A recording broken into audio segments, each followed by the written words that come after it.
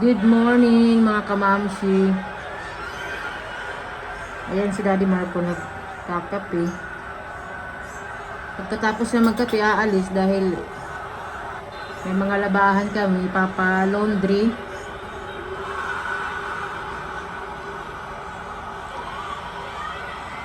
So medyo okay naman na ang panahon mga kamamsi.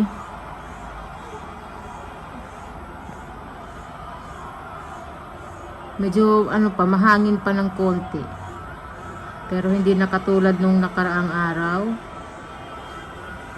Tsaka kahapon.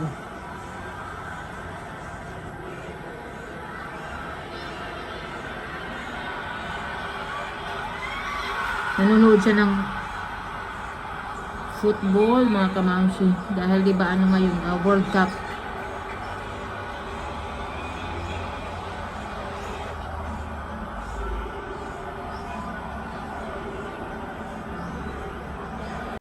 Yung aming kamyas, may bunga siya. Ayan. Pero hindi marami mga kamamsi. Konti lang yung bunga niya. Yung iba, nasa taas. Ito, malaki oh.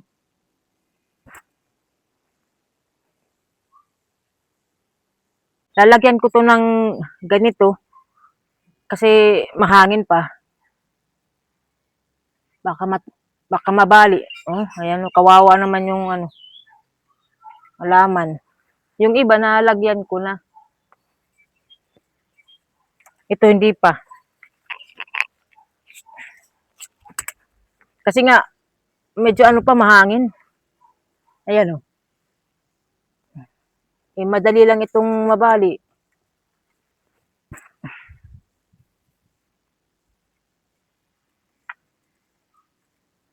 Sayang kung mababali, malaki na.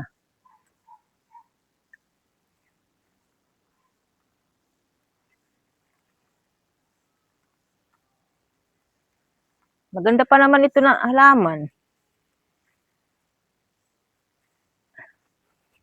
Maganda ko siya mga kamamsi, simple lang. 'Di ba? Yung isa, nagtanim ako. Ayan, nabuhay naman siya pero maliit pa.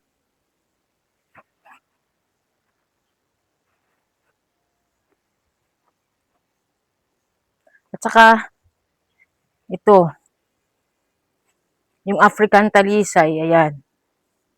Ano nang nangyari? Ayan, nilagyan ko to ng kahoy dahil na malakas yung hangin. Natakot ako baka matumba, mabali. Nangihinayang ako, kamamsi, kasi mataas na siya, oh. Diba? Kaya nilagyan ko nito.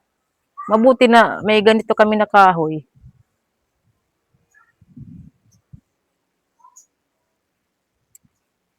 Ito naman, ayan. Tinalian ko. Natatakot din ako na baka mabali. Nagtanim pa naman ako dito ng yellow bell. Pero ibang klase lang siya mga kamamsi. Ayan, nilagay ko dyan. O, parang lang siya. Natural lang siya dyan. Ayan. Magbulaklak yan, dito siya sa isang puno. May hinog yung papaya namin, kukunin ko yan. Ito, nilagyan ko rin ng kahoy. Ito. Yan. Natatakot ako na baka mabali.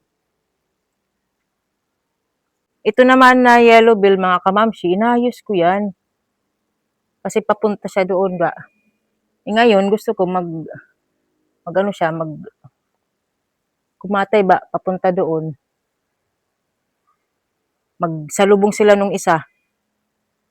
Yan, oh, maganda na, di ba? Ayan yung puno niya, maliit lang. Yan ang purpose ko. Para siya, mag-curve ba. Tapos ito rin. Ayan, ito. Magsasalubong sila sa taas.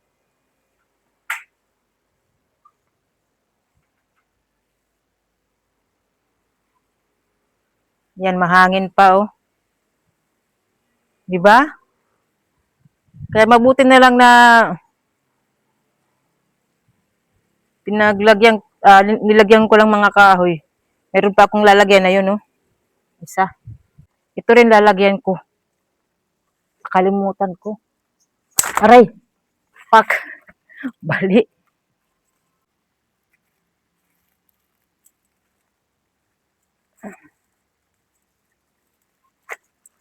Umagang umaga, ito yung ano ko ngayon, trabaho.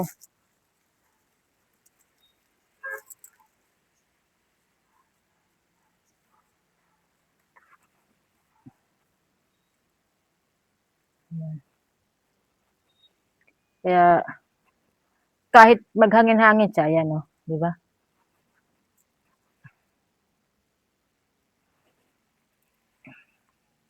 Kukunin ko na yung papaya dito. Tamang-tama, magbe-breakfast kami. Makakain na namin itong papaya. Ito, mahihinog. Mahihinog rin ito, mga kamamshi. Ayan, o, diba? Thank you, papaya. Masarap talaga ito na papaya, mga kamamshi. The best papaya, kahit maliit lang siya. Nandito si Ellie, oh. Kakagising lang. What? Nagalit siya kasi hindi ko siya tinawag sa pagkuha ng papaya. Bagong gupit, oh. Pinagupitan namin.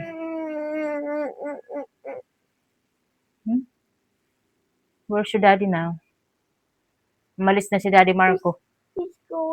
Mahangin pa, mga kamamshi.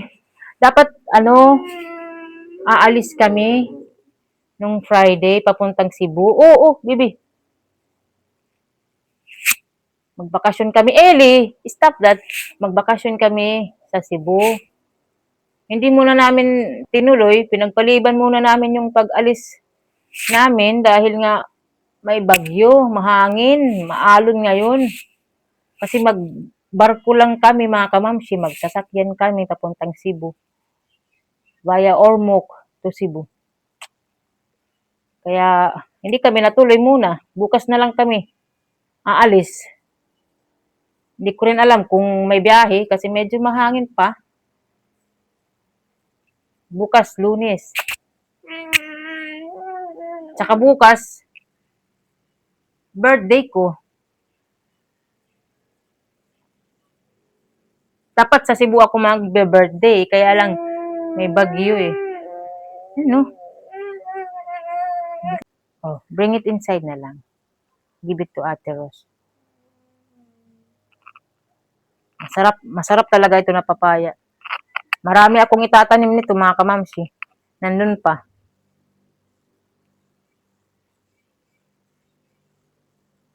Short hair na naman si Ellie, pero wala na siyang bangs.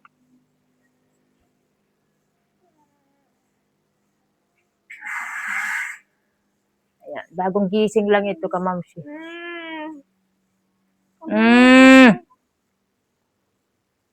It's okay. I will put some cream on it.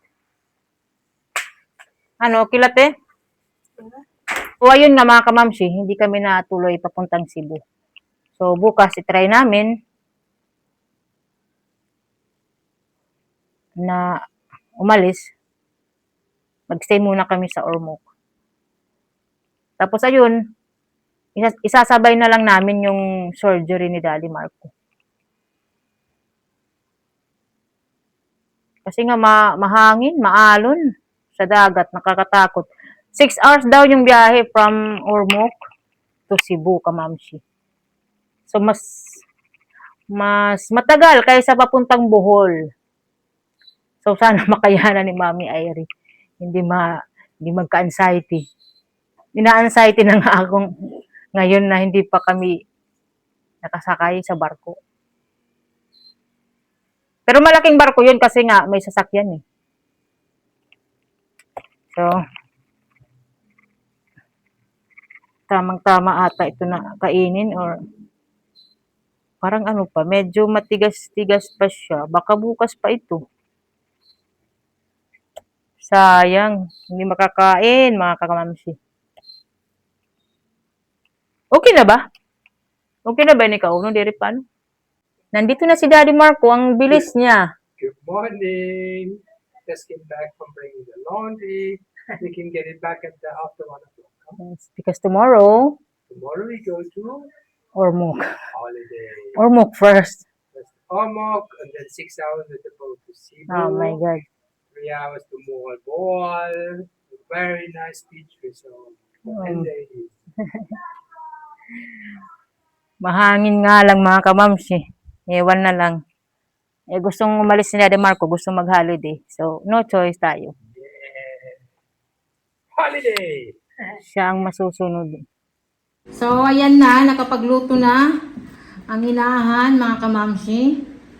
Ayan, oh, may prutas, papaya. Yung fresh papaya sa likod. Pineapple. So, ayan. Kakain na kami, mga kamamsi. Enjoy!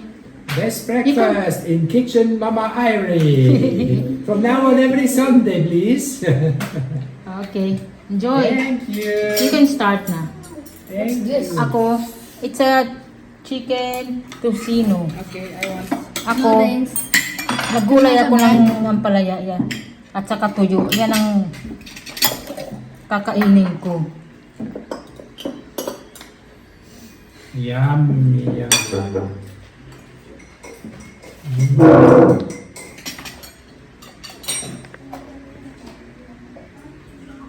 Nag-i-enjoy sila sa hinanda kong breakfast. Mga kamamsi.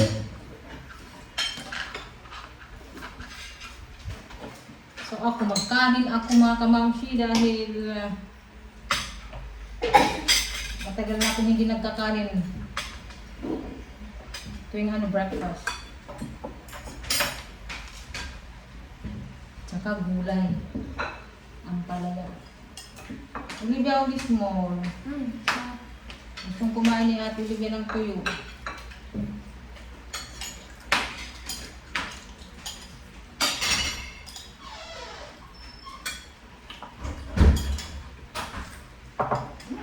Good.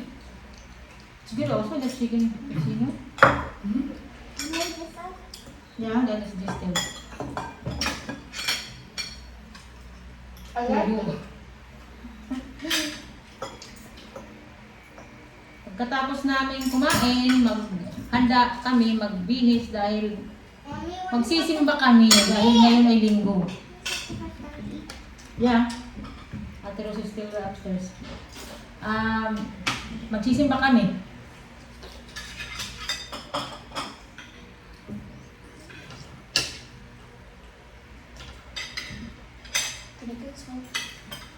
Oh? No, it's okay. It's not sweet.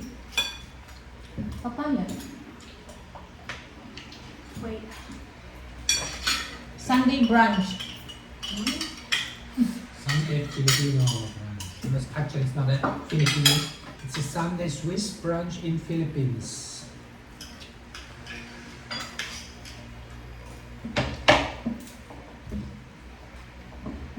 No bread? No?